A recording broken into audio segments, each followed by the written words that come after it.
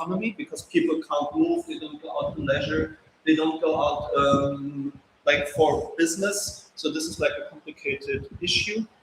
And the roads are super blocked and it doesn't move. So they are actually planning and they say it will happen to have a BRT. Do you know a BRT system? Yeah, it's like own lanes, like a Metrobus. They somehow call it bus rapid transport. They are planning it like an overground metro line of buses, I would say. And the other component is like the professionalization of the paratransit sector, which is like having taxi lines, having syndicates, like labor unions, so they organize themselves. And the third one, which is my component, is urbanism, urban redesign, urban greening, promoting active mobility, like walking by foot and also by bike. So we try this one. No, I have it on the other side. And then we just need to watch out for the. So it's charging. I have enough of battery. If not, we will change it. Yeah, that's fine. So you see my fungal background.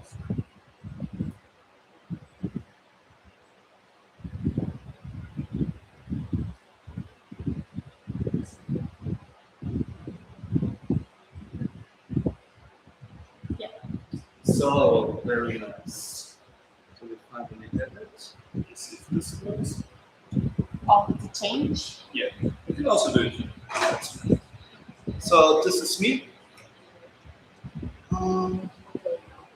Yeah, I stand here. That's fine. Always, like, if you have questions, ask me. Okay. Like, if you want to know something, if something is a bit too boring, I can also move faster. Or if you want to go more into detail, let me know. So I teach at universities, I teach mobility, but I also teach mycology, the science of mushrooms. So that means, yeah, I never could let it go. When I studied actually the connection of mobility and mushrooms, like how mushrooms get contaminated by traffic, like through lead and through cadmium. And I never could let it go, actually, the mushrooms. And now it becomes a topic again, which is nice. Yeah. So the project is called Move Yaoundé, like move for English, and Mobilité Verte, like French, like green mobility, which is financed by many people, and we work with the municipality of Yaoundé and the ministry.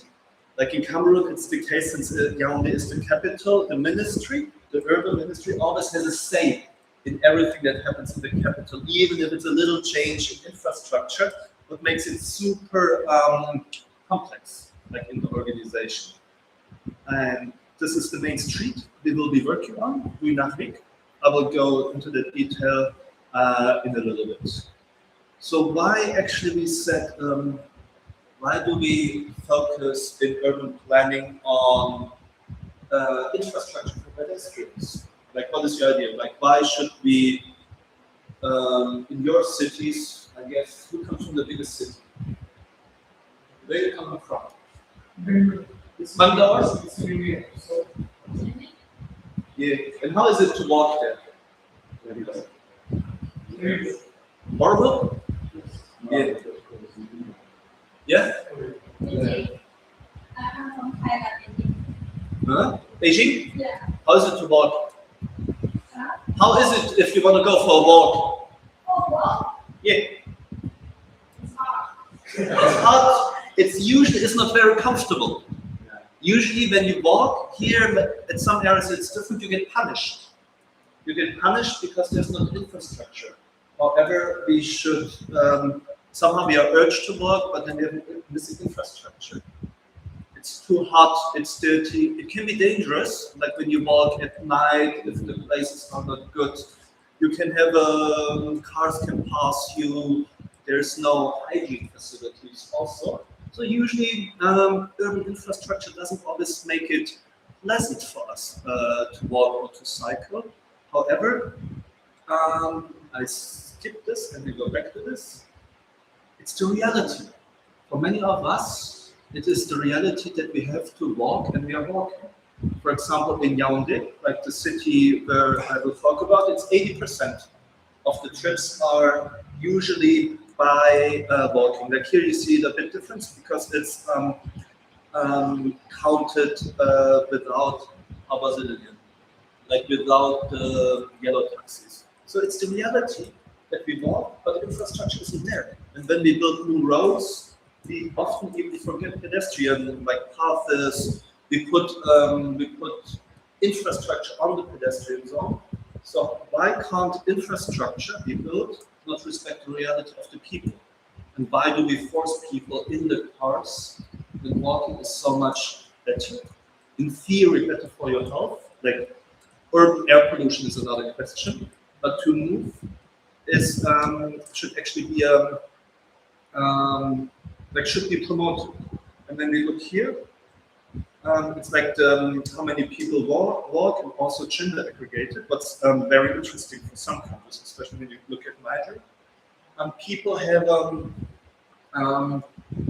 or like in Africa, more people walk, and they do it also for economical activities, like to get water, to sell something, to transport goods.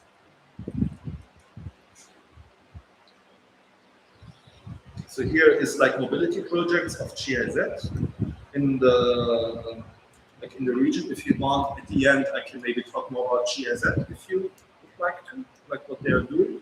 Like this is on the continent in Africa. Of course, they're also working with mobility projects in India, Costa Rica, Mexico, and Brazil. There was also the project, now the camera is on you, I don't know if you've heard it in Peru, about the bicycle paths, which was criticized a lot in public, like 2 years ago by the company GIZ. But it's a bit, the media really simplified it, and I made a course a semester ago with my students to assess it. And in the beginning, they were critical too, and then they were like, we can't see the world as black and white as it is. So here's Cameroon. Let's move Yaoundé. This is the city center. As I told you, so the objective is how can we make it more nicer for the people, nicer for the passengers, nicer for the residents, and also attractive for commerce, and also adapted to climate change. Like it's tropical, so there's rainy season except 3 months, and the heavy rainfalls, that area gets flooded a lot. How can we do that? How can we make it pleasant? Like who said it? It's super hot and not pleasant. That's there. Like you have a temperature of 40 degrees, the surface temperature sometimes. Sun, nowhere to sit. Why should you go there too? That's not a little bit relevant. We have a little bit to this. So when I talked before, like when we talk about the development of or implementation of urban sustainable mobility plans, there's like one component, it's the space, the space. Some of the slides are in French. And the other one is the service. Like the space where something happens, and the service, the mobility services, like how to get to a certain area. And then of course like cross-cutting topics like gender inclusion, and also communication. So, what is the reality like nowadays in Yaoundé? Like it's growing fastly. Like as many cities like you are from, maybe they grow, like, and the urban infrastructure usually stays the same, and the cities or the streets in the cities that they cannot become bigger because all you destroy the buildings. But you cannot increase the capacity of the streets, leads to rising costs of public or like of paratransit transport. You have more accidents, more people die. Here we have between 1,000 dead people every year in the city. It's a lot. Germany has 3,000, 2,800 a year. I don't know. Do you know rough numbers of your city, of your country, of people dying? I think per year, have a guess. How many are actually dying a year in the world? In the world? In the world, yeah. What do you think? You can guess. How many people usually die in traffic, pedestrians and car drivers, a year? Thousands. 1 million, more or less. 1 million per year. But please check it, not that I say something stupid, but I think it was like 1 million, which is super a lot when you think about it. But like here, check it later. It's 1 million. Check it again. 1.2 million. 1.2 million. 1.2 million. Traffic passengers, pedestrians. 1.2 million. Can you imagine how many that are? And we don't really care about it. Like like in Germany, we go crazy. I don't know how much you got acquainted with our country. We go crazy if someone sees a wolf. A wolf never has eaten anyone in Germany since the 60s, but we want to kill them all. However, so many people die in traffic. What's to some extent preventable, and you're kind of not very active in moving forward. So there's a high accident rate, more cars. Usually who suffers the most in Yaoundé, but I also think elsewhere in the world, is like people with reduced mobilities, women, and people, the elderly, because they suffer the most from the bad infrastructure, from transport that is not adapted to them. Like meaning, when we talk about gender, like safe spaces to travel in the city at night. When we talk about people with reduced mobility, a car where they can access, that is accessible, and the elderly as well. Like there's, I don't know if you can say similar issues or mobility patterns as people living with a handicap, but they're not so mobile. They are not so dynamic, like boarding a car, etc. And so often they're excluded from everyday life and economical activities.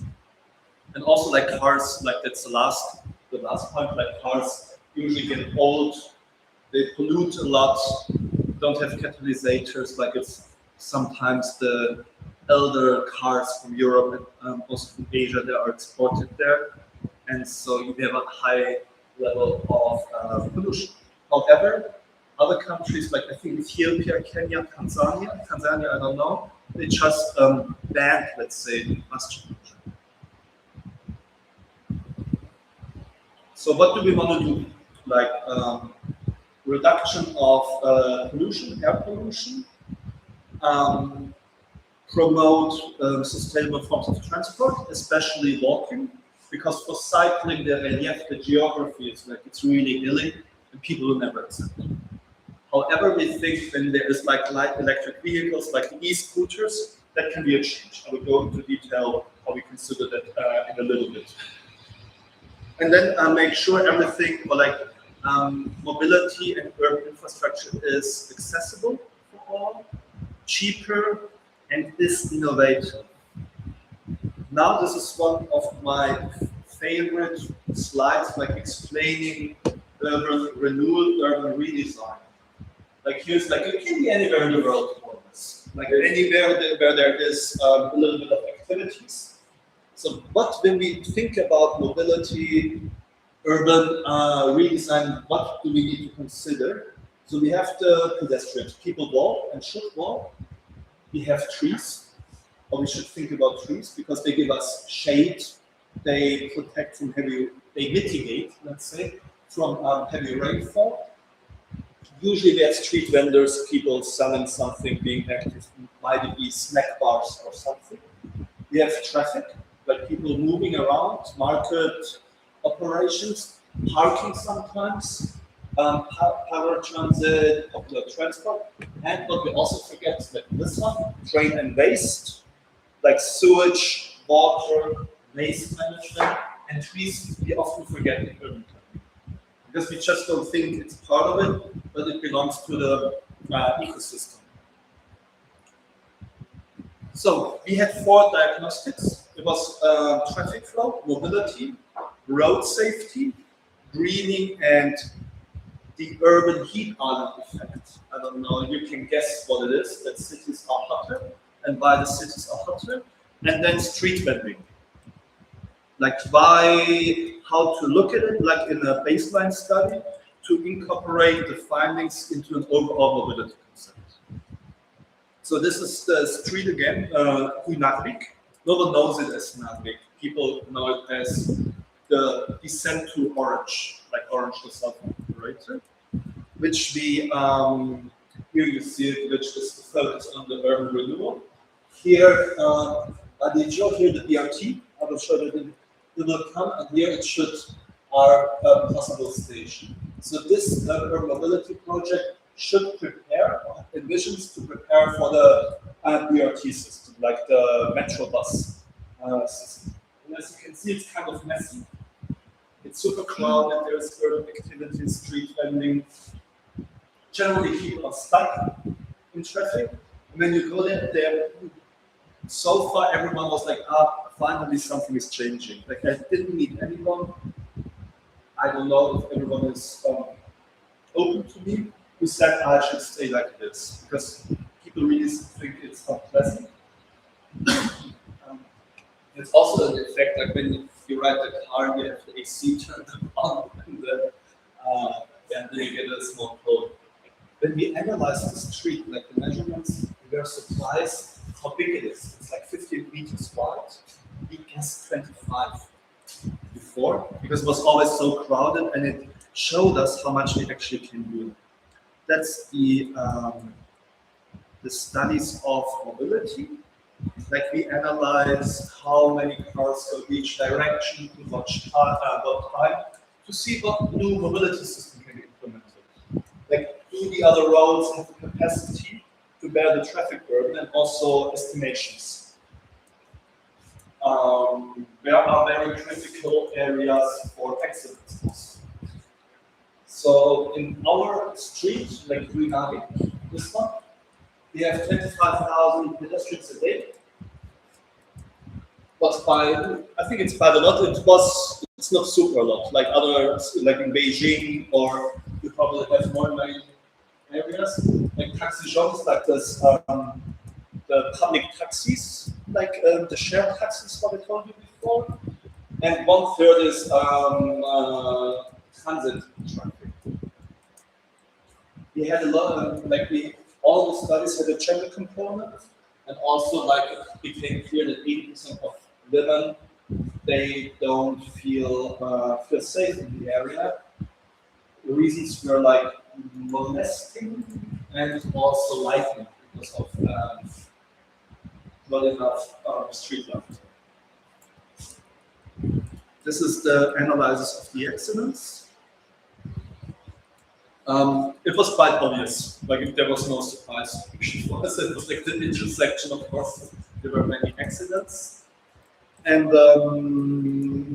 then reasoning like the state of the road was very bad. And it was not clear for some drivers, like is it one way, like in which direction they would go. Here again is like the main street we are taking, and this like a second market. That's the analysis on the urban heat island effect, saying that the more concrete, the more sealed surfaces you have, the more hotter it is. And it's quite obvious when you go outside. And trees actually is a super nice remedy against it. It's super easy when you know how to take care of it. So we analyze the temperatures.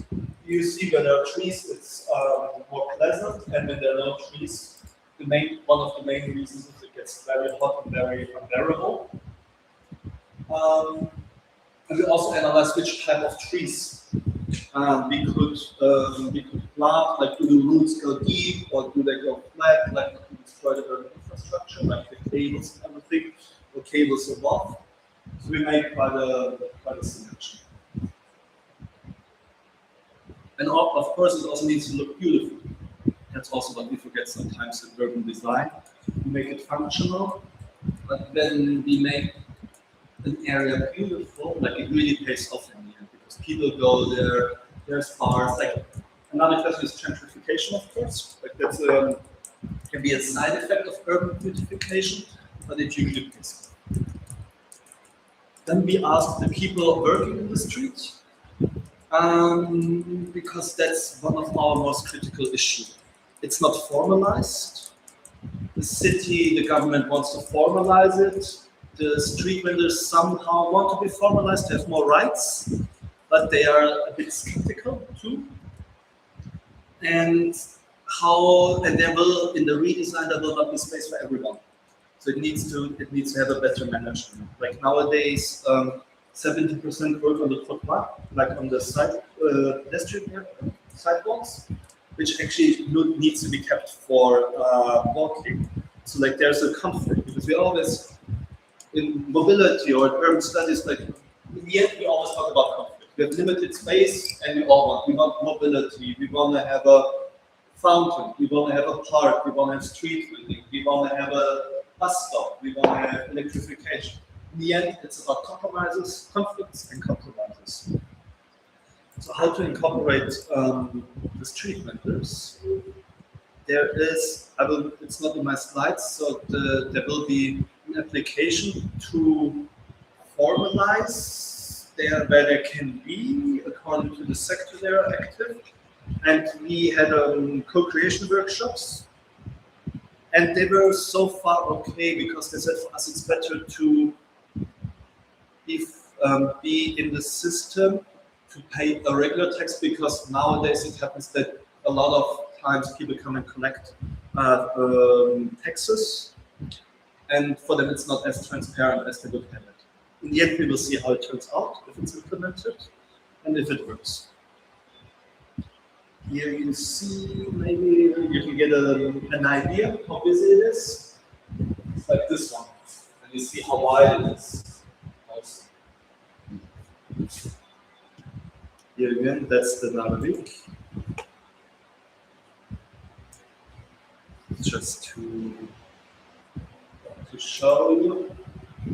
And yeah, in here there needs to be, this is like, keep this in mind, this area, because this is what, where I will show you how it shall look in 1 year. Like this will be Villa. This one. You can see like, it doesn't have a real name. We call it square of the market. That's what word is. So, what did we think? Like how to, so we had all these studies, we realized we actually have more space than we thought. So the idea is to have, not to be so radical in the beginning, like not to say, we pedestrianized everything. The city actually were more for pedestrianizing than us. But maybe because we know the discussions from Germany, from Europe, where like everything you do, you have a big scandal. So our proposition was to do it in sequences, like to go and to leave flexibility. Because we also realize sometimes when we do city planning, we define a reality that might change in 5 years. So best is keep it a little bit flexible so you can adapt. Or even you adapt it according to the weekdays or the nights. But let yourself allow that nothing is eternal and you can react. Also, if something doesn't work, things can't work. That's why no one wants to build anymore. Because people, like, we can all do studies, research, papers, endless. The whole internet is full of research. But when you're building, when you're doing something, everyone will tear you apart. You know, why did you do this? This doesn't work. How does it work? So we need to also have a little bit more empathy. Not empathy. I'm missing the right word. A little bit more humbleness to the people that actually execute infrastructure. Sometimes that's my personal opinion, because one day no one will do anything anymore. Because it's like people are like, it's like when you saw Germany's game. I don't know, you saw it, no one wanted to shoot the penalty. because everyone was afraid to do a mistake, and then the poor guy, the last one, would show that he made a mistake because there's so much pressure. We learned not to, that it can be disadvantageous to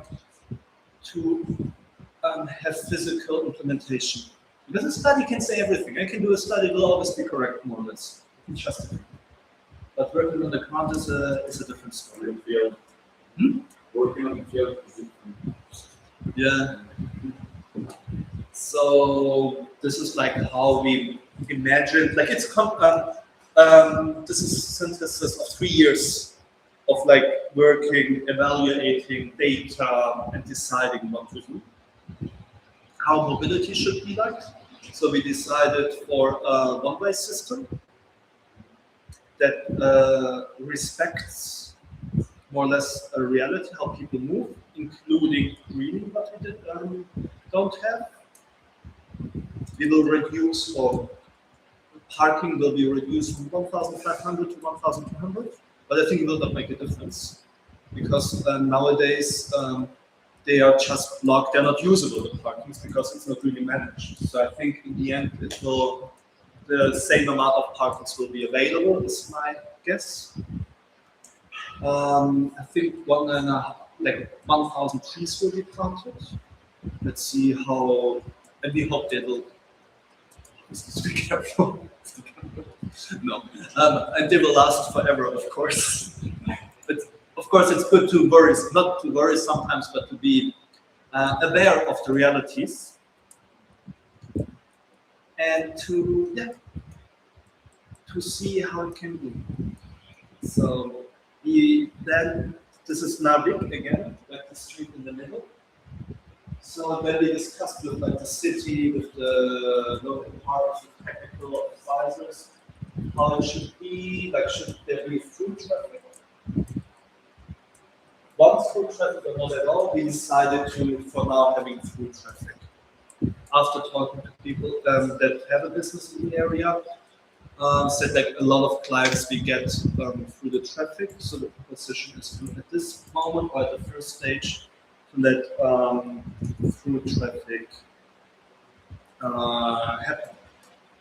So here, this is like how it is today. 60% is industrials, giving them a little bit more space. Like it's the mobility reality, and this is the space application. And this doesn't respect. Here you see the mobility concept of the streets. So here little squares, the orange ones are squares. Then we have like taxi stops, like end of lines, the lines that should come. And then a green band for leisure, making it nicer. And also climate mitigation. Because here it's like it's quite a far descent, almost like this. And 3-4 times a year, this one gets completely flooded, like up to here. So it will not solve it, but it can mitigate. And here you can see these are parking spots. And here that's the mobility, like the traffic flow direction. Here will be also the idea is to leave one lane and a flexi lane, we called it, which can be adapted for if there is a bus system once in the future, or if there is, as we said, like light electric vehicles. As you can see, did you ever recognize that vehicle out there? That's sitting there for a year now, like that with the box. Yeah, it's like one of. It's actually from us. We had some research on light electric vehicles and battery systems. Is it operated now? Yeah, it is. I don't know where's the keys, but we can ride it actually. Yeah, no, we can. I don't know. I need to check where's the keys. The keys are somewhere here in these rooms, and it's not easy. I would say. You need to get used to it. Like you can't do it from 1 minute to the next one. But it's funny. It's actually funny. You can go. You don't need a permit, so you can drive anywhere you want. I don't know if that's good or talking about road safety, but it makes things easier. So here you see how how it looks currently, and this is how maybe it can look, what we hope. It's also a question like about communication, like how do you communicate the change? Do you make it very pretty so you can convince people that they are for it and then they get disappointed? Or do you make it ugly and everyone is surprised because it looks nicer in the end? Yes. So the first picture, I understand it's two-way street, right? It's a street. It's a street, exactly. Yeah. It's a street. No, but yeah, the other one might be Yeah. just one way. Yeah. So that's going to be. But no one is getting through here anyways. I know this argument will come, but you can't move here. Like when you try, it's a no way. Okay. It's not good for pedestrians, not for the There's no direction. yeah. And also not for the people having shops, they also are a bit fed up. It's this very strange, I don't know if strange is the right word. It's a very different road because there's so many people, but still you have the feeling there's not a lot of economic activities. I don't know, I can't explain it. Like maybe, I don't know. So, and like having a mix for the greening with like carpet trees and boxes, things that are modular, you can change things that are ready and they can be sitting opportunities.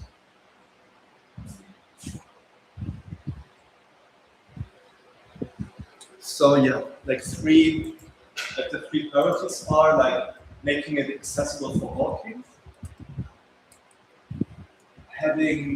making it comfortable, making our cities more comfortable, more pleasant, have a snack to hang out, and to promote and formalize street learning.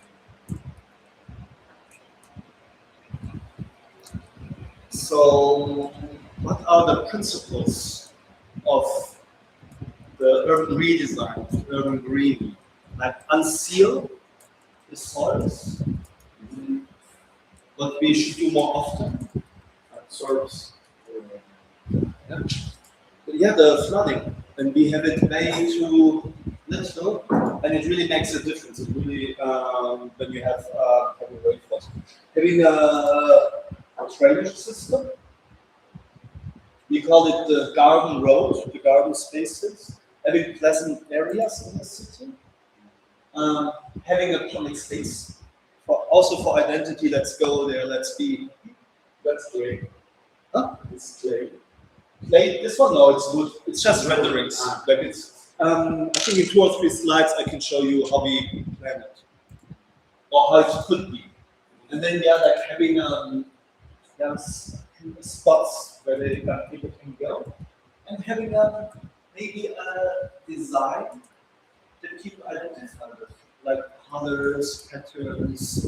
So you see, it's actually a nice area to go. There's some about greening, like what will be more green. It's not really relevant now. This is like I could give you one example of that's Navik again, like this main road. How could it look in the future? Like maybe it can be interesting for you for the future when you do urban planning, traffic planning, also like having your parking, having it optional so you can remove it. Having a sidewalk that is green. We said like the sun should have a minimum of 2 meters 50.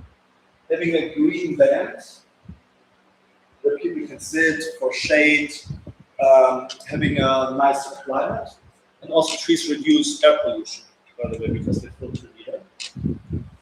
And then having like a street vending green space for the city.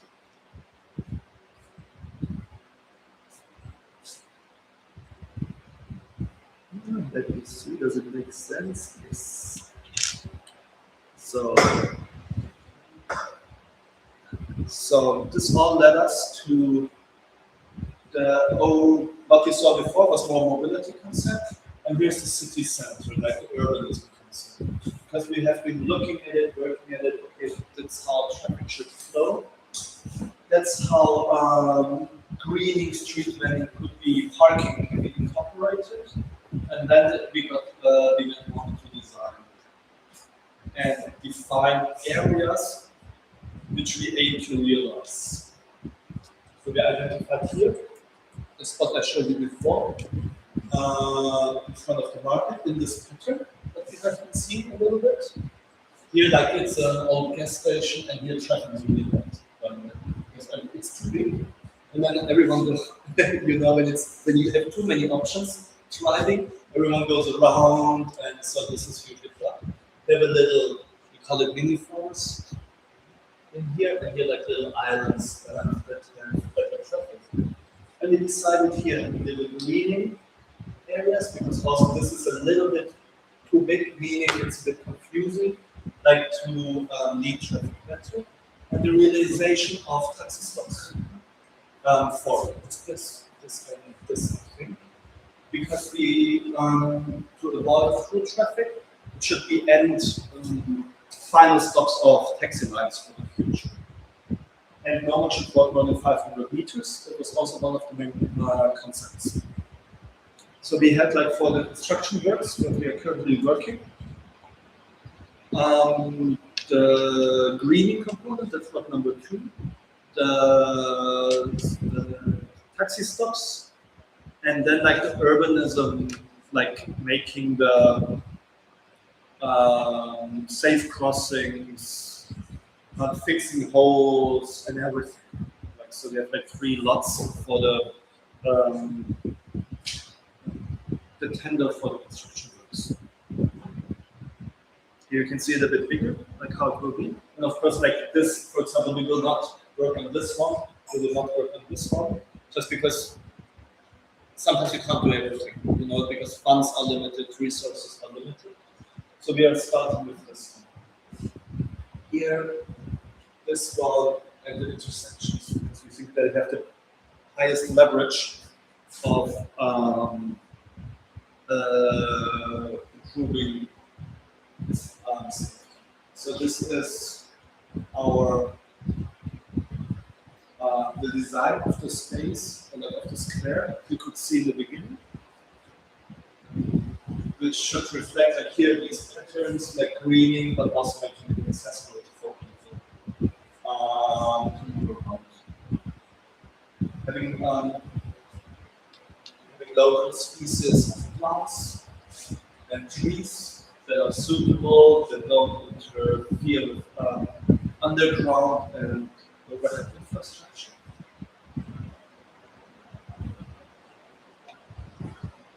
This is it's quite new, by the way. Like it just got approved yesterday night by the mayor. Yeah. That's like the square you saw in the beginning, like in the north, which is not here was the gas station, and here's alternative to make here like where people can walk through, and having a little tiny forest areas. There's like a cut that you could see. And also we want to work on street lighting because it was set one of the main issues in the cities for the feeling of security. For choosing a city for your own planning, how do you choose a city? Because do you go to a city that has like little dense environment, market area, and you complete a little dense or like the first, and then you go to the bigger size area so that you let the people know like this is how the city would look like we started with the urban city, really nice. How do you compare the city? How do you choose a city? How we choose the city was chosen. Like they had a sustainable mobility plan, and then international agencies decided for implementation. How we choose that area is the preparation of the BRT system. So preparing the urban infrastructure for this mass transport system, and how countries, how cities are chosen, it can be a very long process. But maybe at the end, if you have time, I can go into this because it's super interesting and sometimes also surprising. answered a little bit, no? And then let's go back. And here you can see like having it a little bit, so you have the rainbow going down, lamps, having like this square, but was before on the right. That's that we need to make it like now it's like this. And so P and A, yeah, it's a bit messy, and so to make it just nice, I have a light here, benches where people can sit or even sell stuff. Like the taxi stops.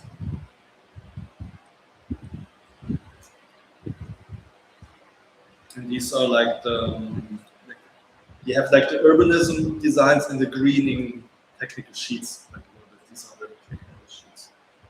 And down here, yeah, you can also see again, like the designs, like you go from design to design to design refinement, asking people what they think about, and then you refine it again.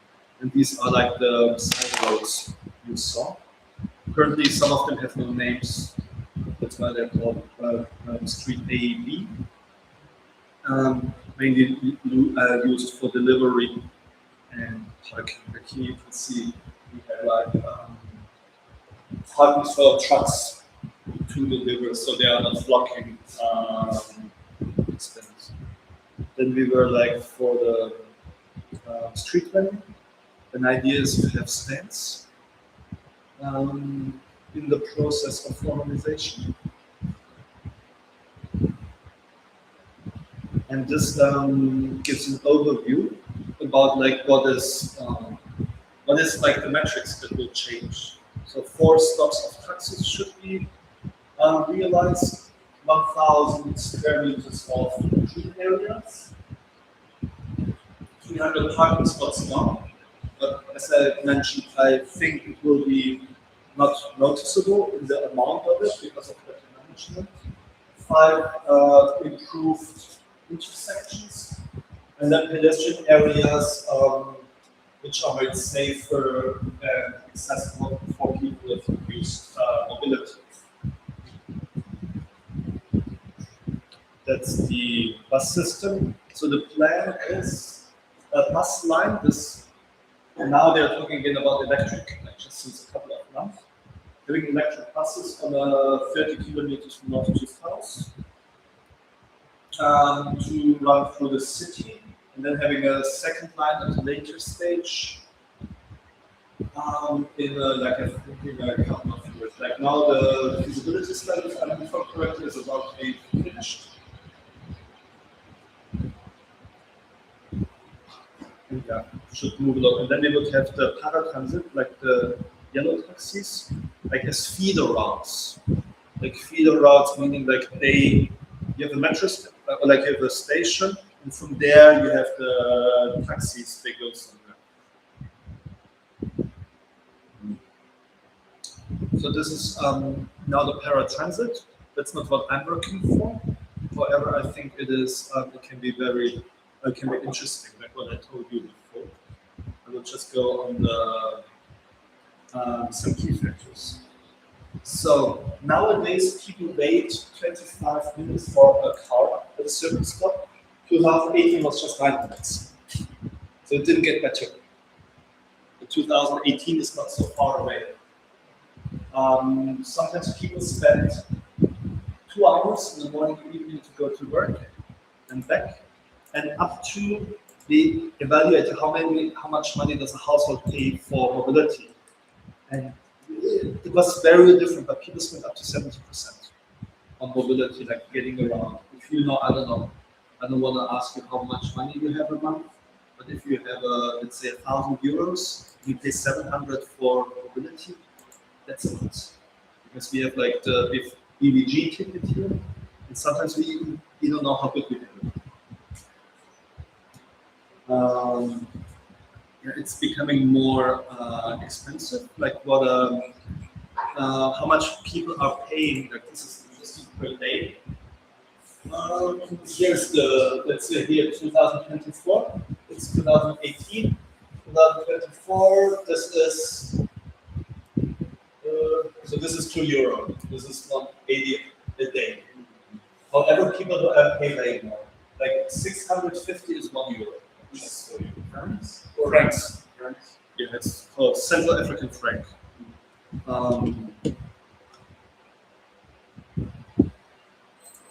How much money people spend on transport? Here, this is like this group, 50%, more than 50%. And imagine you have to spend only to get to university 50% of your money every month. It's a bit too much. That's about the feeling of insecurity, or not, the feeling of security, or why people, and especially women, feel not safe. And there, they had similar studies in Berlin, by the way, and they're actually not so much different. They're very little. What people makes happy about the transport system is usually, tariffs, less waiting time, and the drivers are nice to you when it's fast, and when it's when you feel comfortable again. That's the illustrations. How it's a bit complex now, and it's nothing to remember deeply, but it shows you how mobility can be analyzed and calculated. But this is 2018, and it's where the most passengers are. Like in like which roads, and we see it shifted. Here it was more decentralized, and here it moved forward to like this main corridor. That's like one of the sources of the data. You can see how many passengers. Unfortunately, it's not very clear. Here it's clear. Do you see it better from the back? The figures? Not really. So like the highest one, it's about like 20,000 on a daily basis.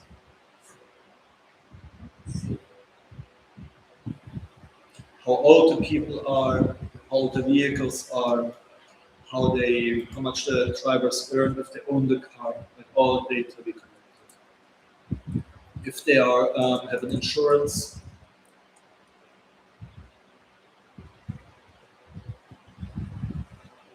This is usually like a